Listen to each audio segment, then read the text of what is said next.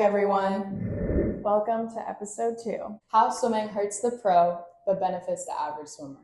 Our key themes today are differences between elite training and recreational swimming, injury rates among competitive swimmers, and mental health pressures on pros versus casual swimmers. All right, S, I have a question for you right off the bat. Yeah, of course. Hit me with it.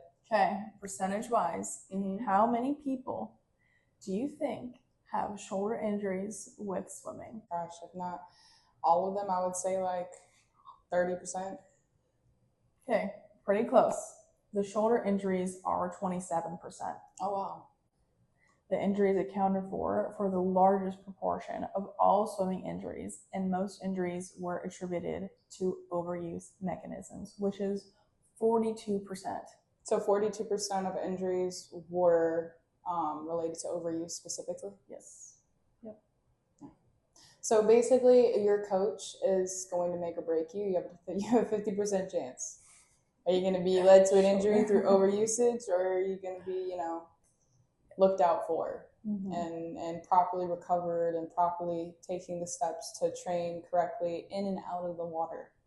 So if shoulder injuries are 27% of all swimmer injuries and 42% are due to overuse, what does that reveal about elite training intensity versus recreational habits? It means that, the belief that, if you swim a lot, you're going to get fit and you're going to get healthy and, you're not at risk of injury. Swimming is the safest sport. That's bullshit. Clearly, the more you swim and the more you do it over and over again, the more likely you are to have overuse injury versus a recreational swimmer. So if you're swimming here and there, great, you're in the perfect category of not being adverse to risk. But if you're swimming every single day or even 6 to 8 hours a week, that will catch up to you. I think it also talks a lot about what we know about swimming, what we know about training. Everything is outdated. I mean, we need to catch up with the times. We're seeing this with modern day exercise and resistance training. And right, if I'm doing a rep, does the intensity along with the tempo matter with muscle building? So there's a lot of research that comes out and debunks the old ways of doing things, and this is just another one of those examples. In the previous episode, I gave specific numbers detailing overusage with shoulder injuries and how that relates to men and how that relates to women. That same study looks at the 1,000-hour swimming model, and in terms of the whole total body injury and incidence, that would be put at 2.6 to 3 injuries per 1,000 hours of swimming. And so for me personally, I did not have any issues with my shoulders. If I have issues with my shoulders, it's because I'm a side sleeper and I know that.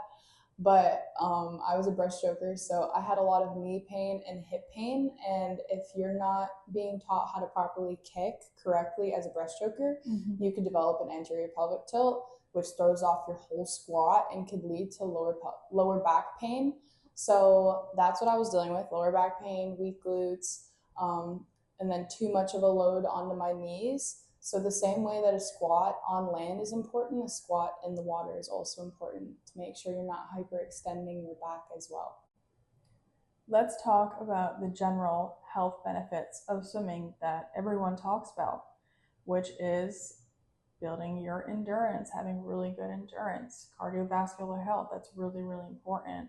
We should be exercising 30 minutes a day, pretty much every single day. So it's just a good way of getting that in. People also really talk about how it's very low impact because you're not actually on land.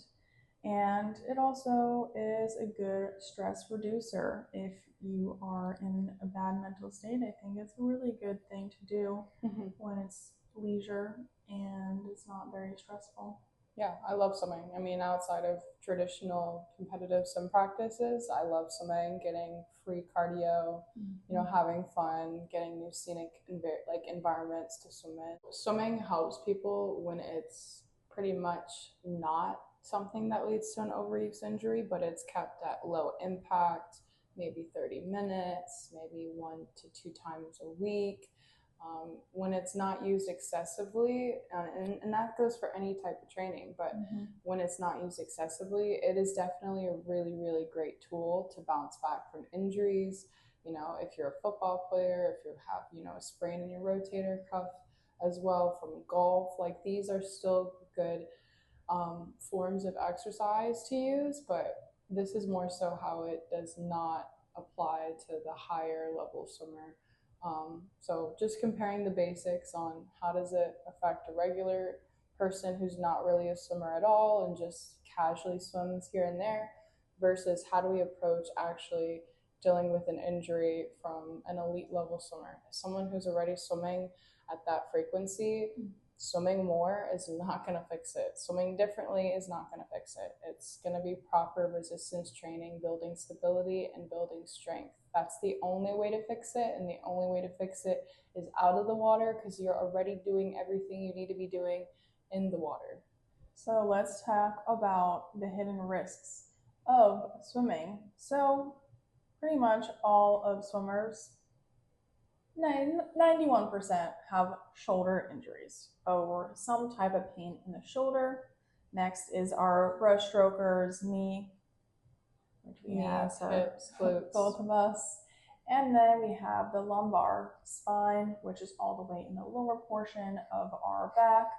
That is one of the top injuries for swimming. We are doing 20,000 yards per day. If you're at a serious level, you might be swimming between 15 and 20,000 yards a day.